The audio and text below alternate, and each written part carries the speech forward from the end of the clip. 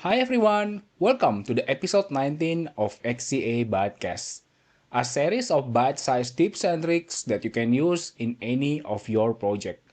In this video, we're diving into async stream in Swift, a modern way to handle asynchronous sequences introduced with the Swift concurrency. If you have worked with the Combine framework or RX Swift before, you may wonder how async stream compares. By the end of this video, you'll understand async stream, how to use it, and how it stacks up against Combine. We'll be also working to migrate an existing CryptoTracker app that uses Apple Combine framework and replacing it with the native Swift async stream. So, without further ado, let's get started. You can download the starter and completed project from the link to the GitHub repository that I provided at the description below. Okay, so let me close this complete project and begin. First, let me give you a brief overview of async stream. So, what is async stream? Async stream is a part of Swift structured concurrency system. It allows you to create and work with the asynchronous sequences, which can emit values over time. So just like an array, but asynchronous. Think of it as a way to manage values from sources like WebSockets, timers, or UI events. Why async stream? It is native part of Swift language. There is no need to import any third-party framework or even first-party like Combine. Okay, so it is available for all platforms such as Linux, Windows. It's also lightweight and focused on async await. Works seamlessly with the task and Swift structured concurrency model. So let me show you an example of this. So here I have a playground page containing this async stream. So here we just create a new async stream and the initializer gives us this continuation as the parameter that we can yield over time to publish new values. Okay, so here I just basically spawn a child task and then create a loop between 1 to 240, and then inside the loop I just call this yield to emit the next value, passing the index in here from the loop, and then I just sleep the task for 1 second, and then after 240 it will just finish this stream. Okay, and to consume the stream is very easy. We just use this for await syntax, passing the stream in here and the variable that we can give it any name that we want, and then in here we just print the number value. Okay, it's very simple to use this async stream. And if you see after 240, okay, it will print, if you see in here, stream finish. Okay, so that is how we create async stream using Swift. It's very simple, no need to import any framework. Next, let's quickly recap Combine. So Combine is a Apple reactive programming framework introduced in iOS 13. Combine is a powerful way to handle asynchronous and event-driven code. It uses publishers and subscribers to emit and process values over time. It provides rich operators library for transformations such as debounce, throttle, combineLatest, and it also provides a built-in back pressure handle, so it doesn't overwhelm with the data in case it's very large. And then it's often used for networking, UI bindings, and more. And Combine is only available on Apple platforms, so it's not available on Linux and Windows because it's closed source. So let me show you an example code of this Combine. Okay, so if you see in here, basically we need to create a publisher. So there are two types, pass-through subject and current value subject. So in here we just initialize using pass-through subject. The type of the value is going to be integer and it's never going to throw an error, okay, for this stream.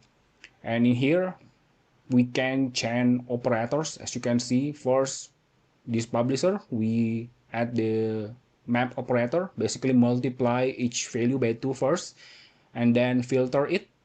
We only pass value which is divisible by 3, okay, and then finally we subscribe using this sync and then print the received value in here. So in here To use this, it's very simple. When we want to emit the new values, we just basically create a loop, and then using the subject, we can simply invoke this send that will emit a new values. Okay. And if you want to complete the stream, we can basically just invoke send with the completion, passing finish to complete the stream. Okay. So here is the example of combine. Okay.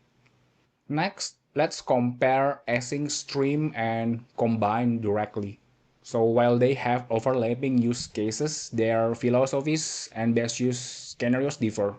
So here's a comparison table to help clarify. So there are 6 aspects that you can see. Feel free to pause this video or share it to your friend. Okay. So when should you use each? So async stream is perfect for simple focused tasks, maybe like WebSocket connection, emit those values over time, or maybe one-off asynchronous operation. And you can use combine when you need complex operator chains or are working in a reactive environment like SwiftUI. Okay, they have their own pros and cons, but I think the biggest limitation for combine is this is only available on Apple platforms. So basically, our code will not be portable in case we create a service that is not tied to the user interface code. With async stream, the code will be portable and can use it on all platforms such as Linux and Windows. Okay, but also the biggest cons also for the async stream, it doesn't provide this complex pipelines transformation, complex operator. It doesn't provide this debounce throttle operators. We can basically build our own custom debounce throttle that I will show you later in the video, but we need to do it ourselves for the async stream. Okay, and also the combine provide this back pressure handling, so that's the biggest differences. So that will help you if you have a large flow of data coming in from the publisher. Okay, now that's it for the brief overview. Let's move on to begin the migration of the CryptoTracker SwiftUI app that uses Combine to the native Swift async stream. So here I already opened the starter project. Let me give you a quick walkthrough.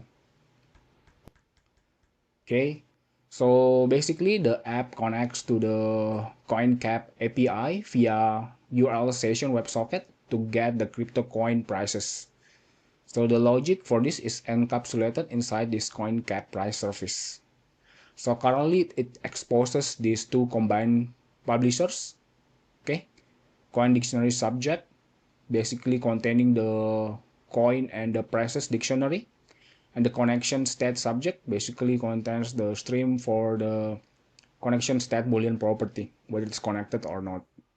And if you see here in the view model, basically this view model subscribe to this stream using the combineLatest operator. So basically it will combine these two streams into one stream containing the tuple of latest coin dictionary.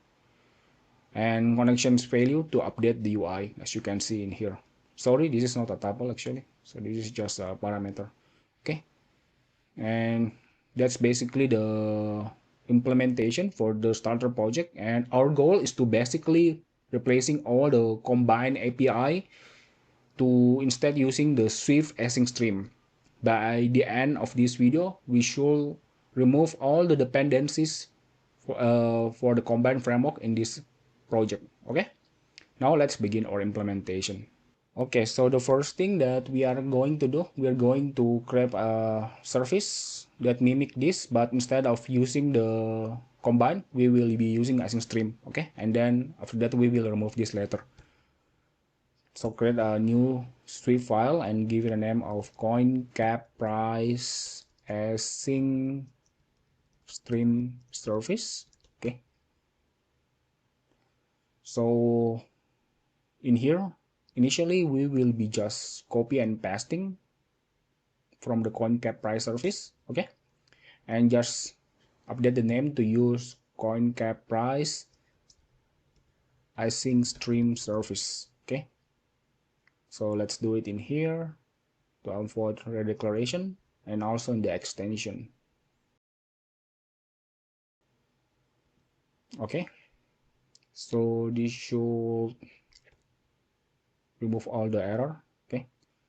Now let's begin updating these publishers one by one to use async stream instead. So let's begin from the connection state subject migration. Okay, so it's very simple.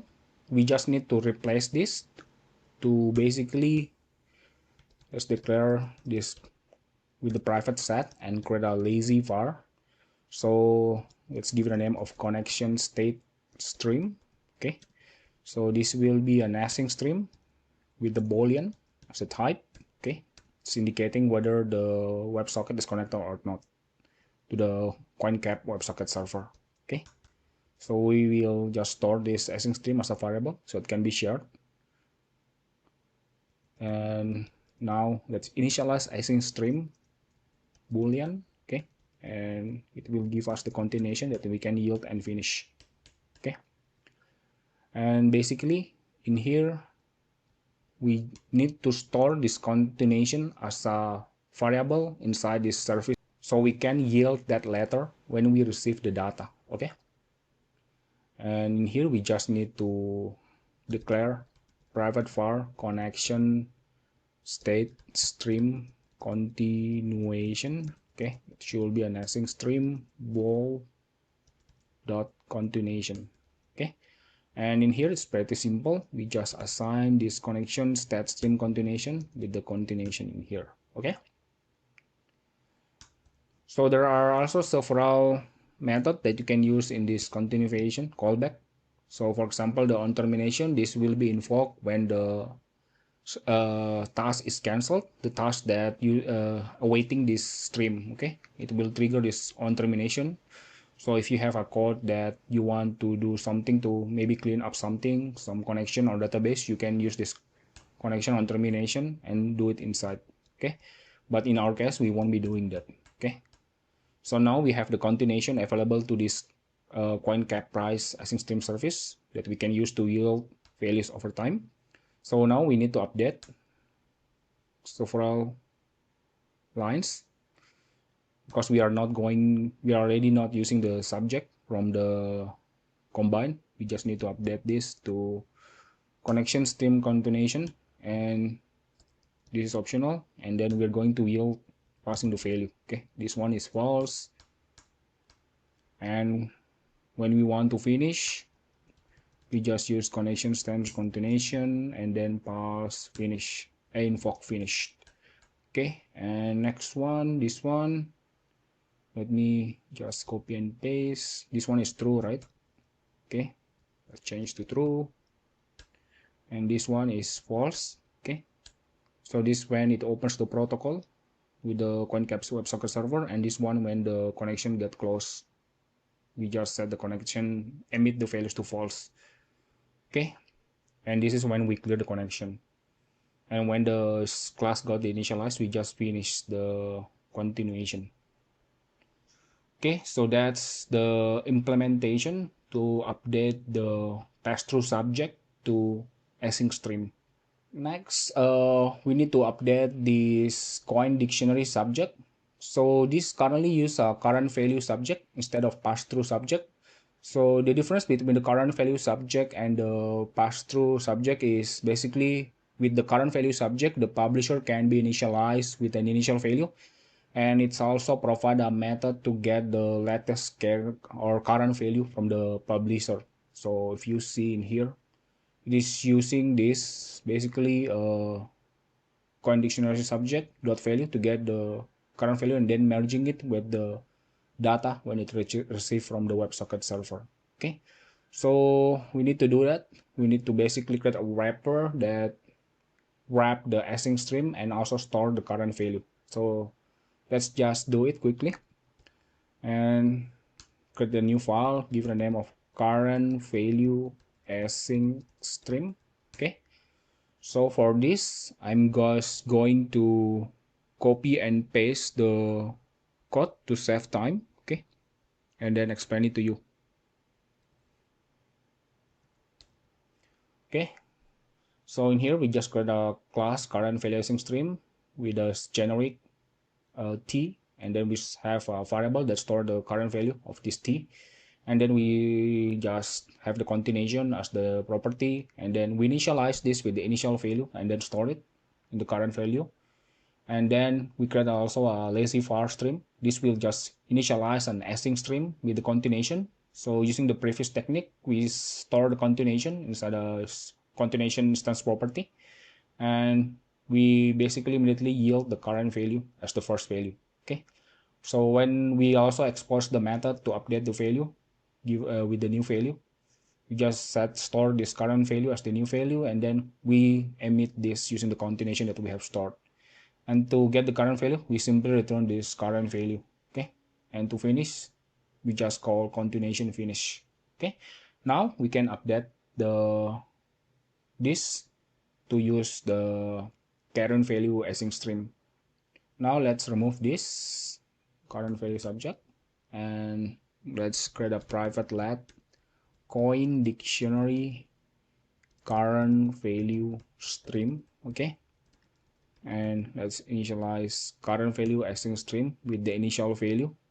So in here we just initialize it with the string coin dictionary. Okay, it's going to be an empty dictionary as the initial value.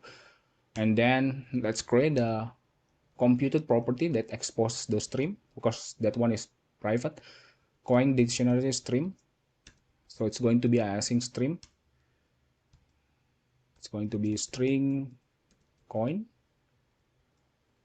and in here we can simply get the stream from the coin dictionary current value stream dot stream. Okay, so this is the one that will be used by the view model, because this is private, right? Now we have this, we need to update several places that uses the previous current value subject. So first one is this. Now we can simply change this to coin dictionary current value stream get current value. Okay, merging. Okay, that will be the same. And then to emit a new value, we can simply use the coin dictionary current value stream dot update value, passing the merged dictionary, so it can be emitted to the stream. Okay, and next one is this one. When we want to finish this stream of coin dictionary stream, we can simply invoke finish. Okay, and that's basically it.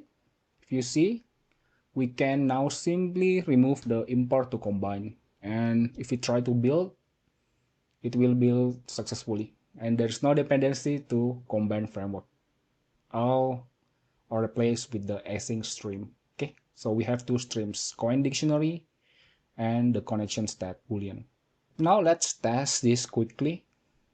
Okay, inside the view model, now we can simply replace this coin cap price service with the coin cap price async stream service. Okay, this one in here and also in the initializer.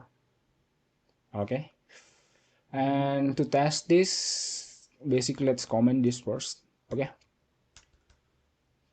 because we have two different stream, we need to create a two different child tasks. Okay, we will handle on how to combine these two streams into one later. Okay, let's test this first now. So let's create for await coin dictionary in service coin dictionary stream. Okay, so let's just print updated coin dictionary, and this one for await connection state in service connection state stream, print connection state. Okay, now let's just try this quickly. Let's build. Okay, we'll succeed, and just let's use the console for now. Okay, if you see in here, we got the two different stream, connection state true, and then we got the conditionally, so it keeps on updating. So this works, but currently it's not updating the UI because the current code to update the UI accepts these two value from two different stream. Okay, if you see here, it's using combineLatest. Now let's create a custom operator that mimics this combineLatest from combine using two different async stream. Let's do it. So first we need to create a new file. Okay, so create a new C file, give the name of async stream plus combineLatest. So this will be an extension. Okay, and to save time, I will just copy and paste this and then explain it to you. Okay, because it's quite big. So here we create a public extension of async stream. So actually this doesn't need to be public because this is just an internal project with one module. And we create a func combineLatest that accepts the other stream as a generic here, u, and it returns an async stream containing our this async stream element, its own element, and also this u from the other stream. Okay, and in here we create a new async stream containing a tuple of this self element and u from the other stream, and then in concatenation, and then we store these two property and create two tasks, two child tasks, and in here we simply iterate the initial our own async stream. Okay, and then update this value, and we basically check if the latest value exists and the latest value 2 also exists. We just yield passing these two as a tuple. Okay, that's how it works. And then in this task 2 we create a child task that will also create a for loop for the other stream. So when it receives the other stream, it will store this in the latest value 2, and again using the same logic we check if both of these values exist, and then we yield them together as a tuple.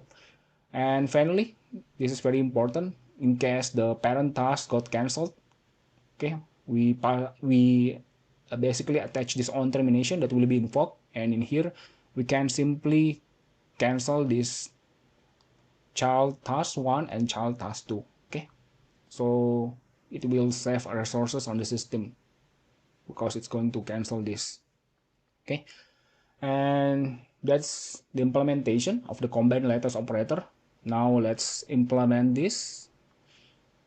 So let me just remove this, all of this inside the listen to stream in the view model, and here let's create a child task here.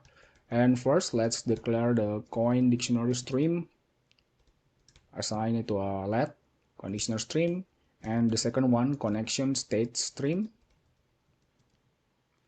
And in here we can simply use connection stream. Okay, now we have two stream. So what we can do is use this for await. First one is coin dict and second one is connected. Okay, it will be tuple. And then in here we can simply use coin dict dictionary stream and then invoke combineLatest, passing the other stream which is the connection state stream. Okay, now we combine these two async stream with two different type. Okay, and then they will produce a single stream containing the tuple with these two values. Okay, conditionally and is connected. Now we have these two, we can use this to update the view. Okay, so we can pass coin dictionary and is connected. Now we can simply test this. Okay, so I built this as a Mac app because this is a SwiftUI multi-platform based app. So let me show you in here. As you can see, we received the stream. Nice, right? Okay, it's nice. So let's say I disconnect. Okay, as you can see, the connection state got disconnected, and when I connected to the internet, I already implemented the reconnect mechanism using the URL session WebSocket, and it will receive the data again, okay, from the stream. So if you see in here, okay, receive the stream from the coin dictionary again. Okay, and that's basically it for this episode of XCA ByteCast. We have successfully migrated the project that uses Combine to use Swift async stream instead.